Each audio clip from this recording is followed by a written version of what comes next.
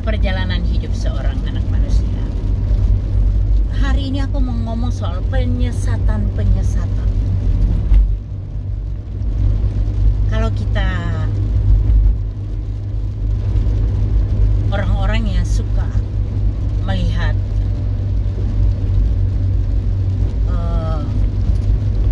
media sosial, tentunya tidak asing lagi, pasti hafal dengan orang-orang tertentu dari seberang yang dulunya adalah orang Kristen, seperti misalnya si Kaimana, terus siapa lagi, Irene, terus siapa lagi, orang-orang itu siapa lagi tuh,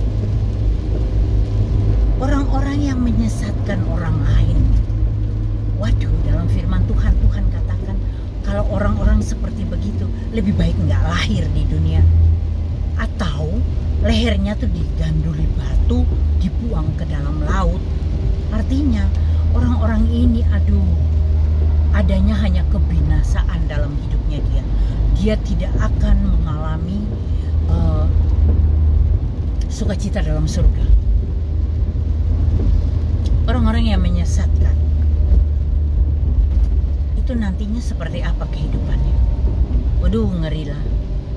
Ngeri tuh kalau menyesatkan orang lain ya.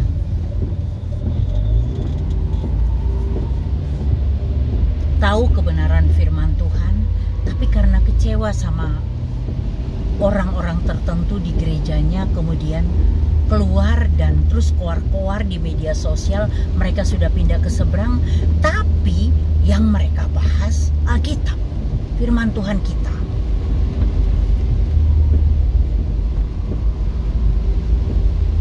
Dan mengartikan, menerjemahkan Alkitab dengan otaknya yang sejengkal itu. Padahal firman Tuhan itu begitu luas pengertiannya.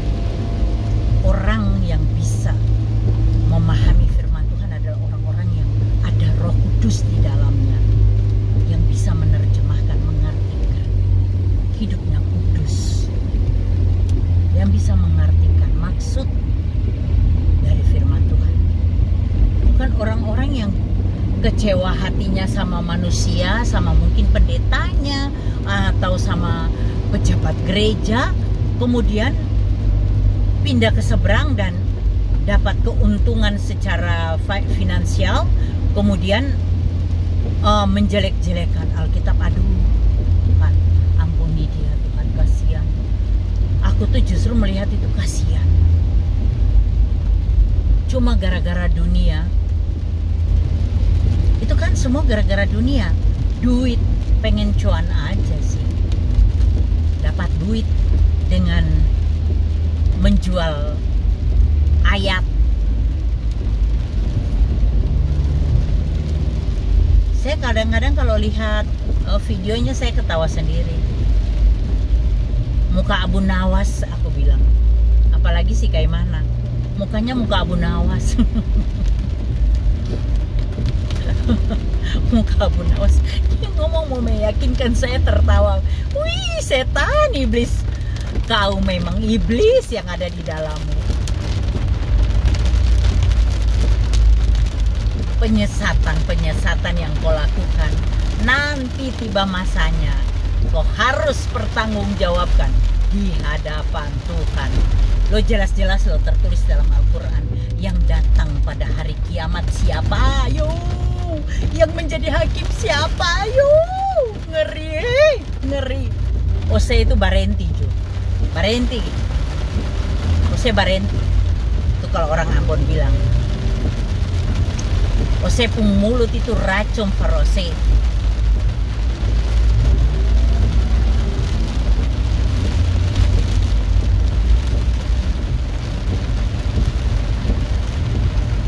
Ngeri banget.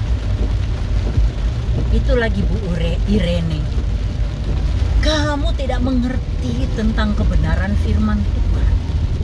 Kau belajar di mana? Kok kau ngerti? Comot-comot ayat mengartikan sendiri, mengaku biarawati. Biarawati yang gagal karena jatuh cinta pada orang Muslim. Terus ngaku-ngaku biarawati. Woi, kalau orang biarawati, sungguh-sungguh biarawati atau sungguh-sungguh pendeta. Dia sungguh-sungguh, tidak mungkin dia nyebrang. Aku nih loh, aku murtadin.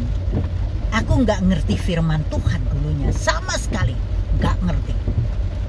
Tetapi setelah aku dijamah Tuhan, aku belajar, sekolah juga loh, supaya aku memahami tentang firman Tuhan. Dan aku bandingkan,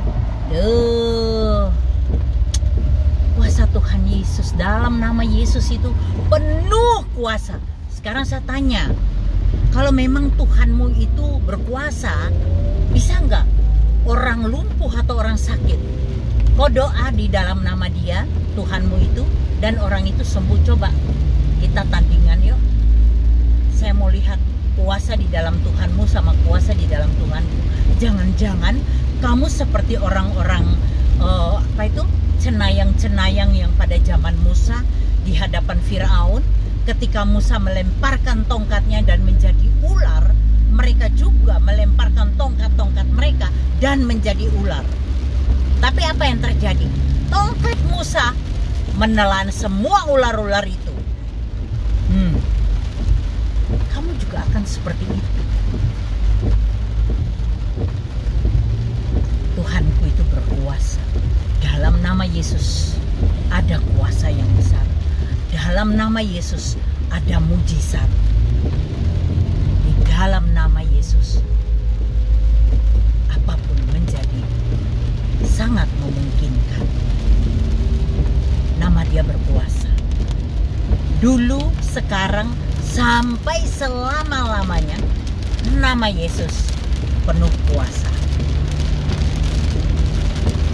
Saya itu kadang ada dibilangin orang gini katanya. Di YouTube saya ada orang Muslim komen begini. Dulu sudah punya Tuhan yang benar, malah sekarang menyembah Tuhan yang pakai cawat. Dulu aku pun begitu, bro. Aku bilang, dulu aku juga bilang orang Kristen tuh bodoh semuanya. Kenapa orang Kristen sedunia ini begitu bodoh ya? Mereka kok percaya sama manusia? Orang kalau Yesus itu Dia berkuasa, kenapa saat itu Dia tidak berfirman, orang-orang semua yang di situ mati semua? Kalau memang Dia Tuhan kan penuh kuasa, kenapa Dia tidak lakukan itu? Kenapa Dia tidak suruh aja malaikat-malaikat berperang membunuh semua orang yang menyalibkan Dia? Karena aku bodoh. Aku tidak mengerti rencana Tuhan. Aku tidak mengerti firman Tuhan. Aku tidak mengerti karya keselamatan itu. Aku tidak mengerti. Tapi setelah jadi anak Tuhan, jadi anak Yesus Kristus, baru aku mengerti kenapa Dia tidak perintahkan malaikat untuk membunuh orang-orang itu, ataupun Dia berfirman maka jadilah. Baru aku mengerti. Jadi kayak mana sama Irene dan lain-lain? Ada yang Margatan juga itu mempermalukan Tuhan Yesus kamu ya. Mempermalukan Tuhan. Dan kamu akan tahu akibatnya. Kamu menyesatkan banyak orang. Kamu dipakai iblis untuk menyesatkan banyak orang. Bertobatlah sebelum nafasmu habis. Kamu lihat temanmu yang siapa, pendeta siapa? Pendeta lagi siapa? Ustadz Agustan. Apa yang terjadi dari hidupnya? Kenapa kamu tidak mengambil satu pembelajaran dari kehidupan Agustan? Di akhir hidupnya, dia sempat nelpon Pastor Paulzan. Dia sempat minta didoakan, dia bertobat. Dan saya percaya ketika dia bertobat dan didoakan Pastor Paulzan saat itu, saya percaya Tuhan menerima permohonan pengampunan. Saya percaya itu Tuhan mengampuni dia karena dia tidak mengerti. Tapi setelah dia kentutin Alkitab dan terjadi kelumpuhan itu, sakit kayak gitu. Hello, kalian berani nggak buat Ustadz Kaimana, Ibu Irene, terus yang satu saudaranya Agustan ya, atau siapa lagi itu yang Margatan. Aku mau bilang, kamu berani nggak kamu bikin video di media sosial, coba kamu tantang Yesus. Kalau memang dia Tuhan, bilang, hei Yesus, kalau kamu memang Tuhan, kamu Tuhan yang disembah-sembah orang Kristen, lumpuhkan aku supaya aku percaya bahwa kamu itu Tuhan. Lakukan, coba, berani nggak? Aku bilang begitu sama orang yang komen sama aku di YouTube. Aku bilang, berani nggak? Nggak usah bikin video, kamu teks aja di sini komenmu. Berani nggak? Nggak berani.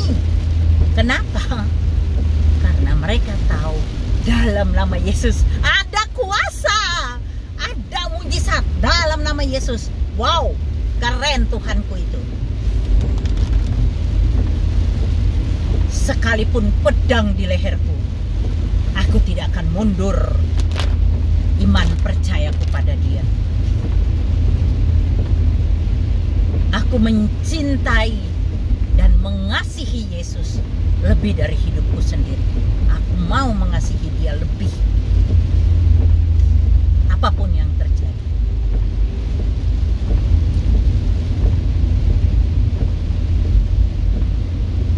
Kasian banget loh, penyesat-penyesat ini kasian.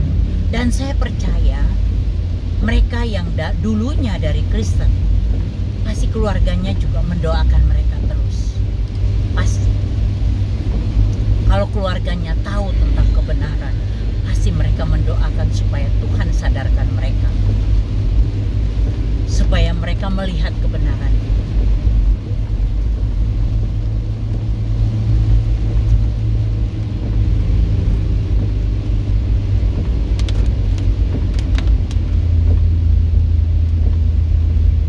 Kita tidak perlu balik menghujat kitab mereka, nggak perlu.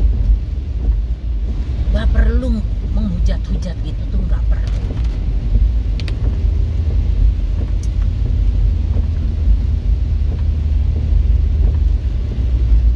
Karena dia sudah katakan, akulah jalan kebenaran dan hidup. Tidak ada seorang pun datang kepada Bapa kalau tidak melalui aku.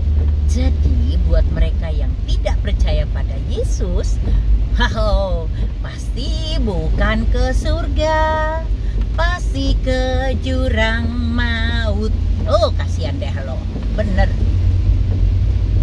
Pasti ke jurang maut. Jurang maut itu bro, bukan 1-2 hari, bukan setahun 2 tahun bro, kayak penjara.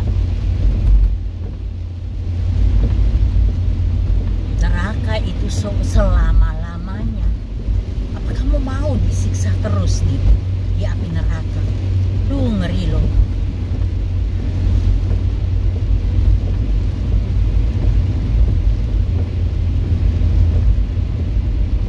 Buat kamu yang saat ini mungkin harus menikah dengan orang agama lain,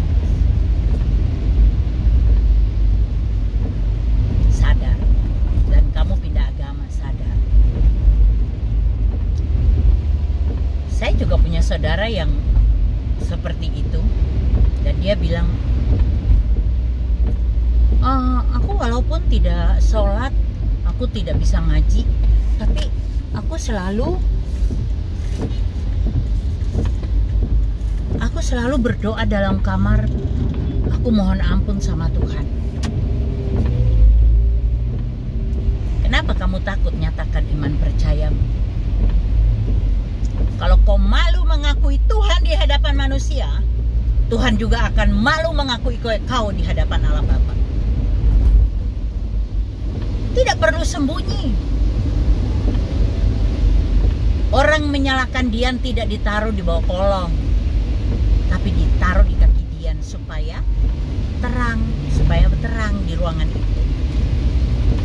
Gak perlu takut untuk menyatakan iman. Ya, tapi saya di sini 100% Muslim semua, saya takut. Kenapa mesti takut?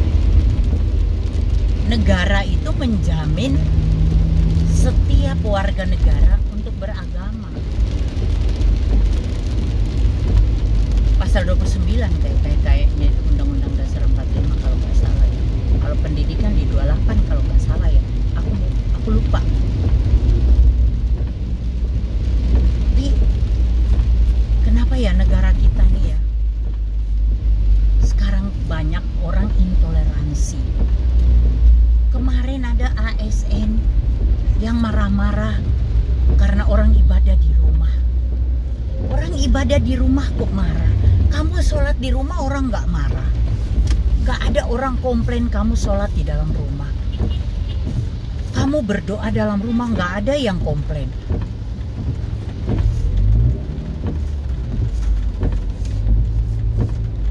Ketika hari raya kamu tuh sholat sampai di jalan raya, apakah agama lain komplain? Nggak ada.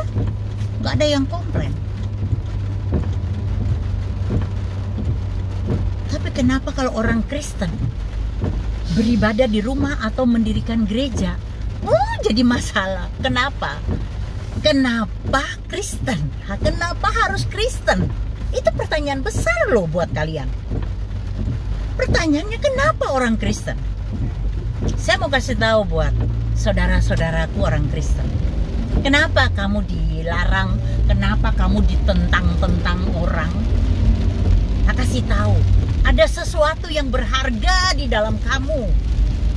Itu membuat musuh membencimu.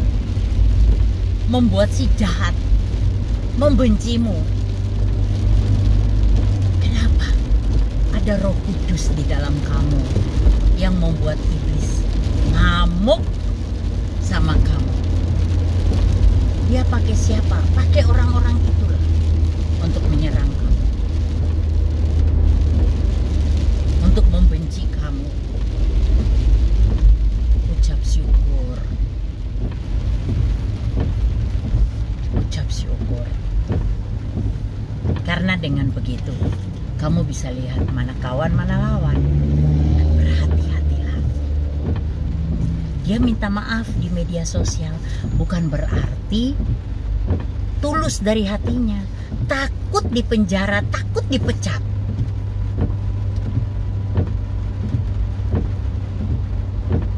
Itu aja sih. Kamu harus sadar, hai orang-orang Kristen, ada sesuatu yang berharga lebih dari dunia ini di dalam kita, yang membuat musuh kita si jahat gemes sama kita. Kita ini anak raja di atas segala raja, pemilik semesta ini. Dia berkuasa di bumi dan di surga. Kuasanya tak tertandingi. Makanya si jahat itu kemeropok lihat kita. Jadi kalau saat ini kamu sedang diserang, sabar, ucap syukur. Sabar dan tetap ucap syukur.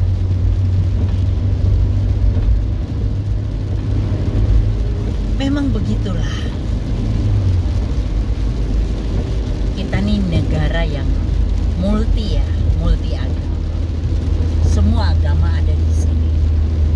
Kecuali agama-agama tertentu seperti Sinto dan Jepang. Konghucu aja ada di Indonesia.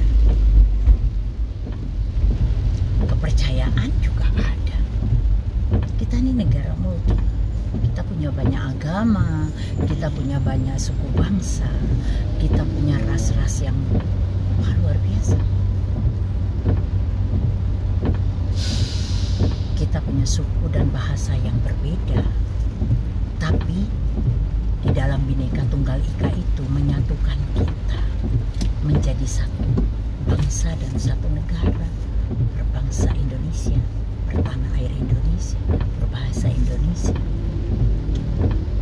Negara lain nggak ada seperti negara Indonesia yang punya banyak agama, yang punya suku-suku banyak, bahasa suku-suku banyak. Itu nggak ada seperti Indonesia. Cuma Indonesia doang.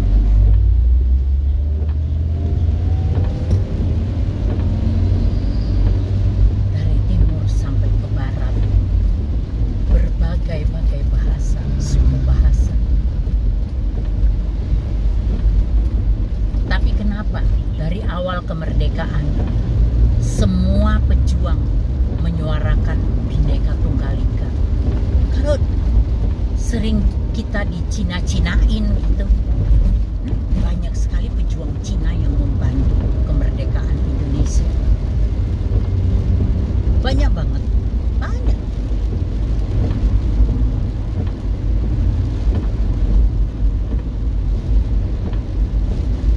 Untuk perebutan Papua pada tahun 60-an itu,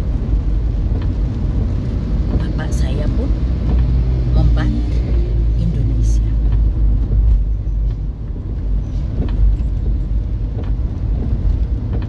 Banyak membantu dengan hartanya.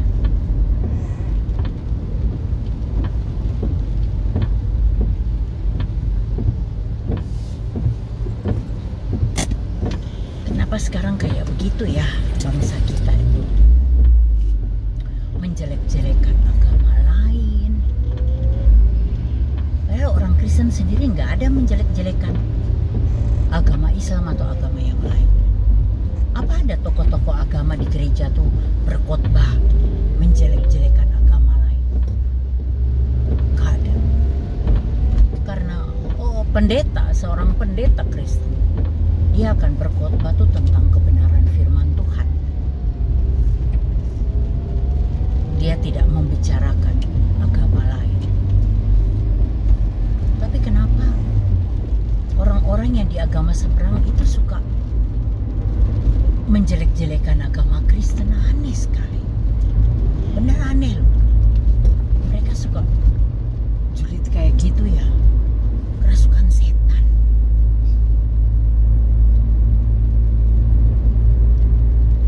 Oke. Kita akan cerita lagi tentang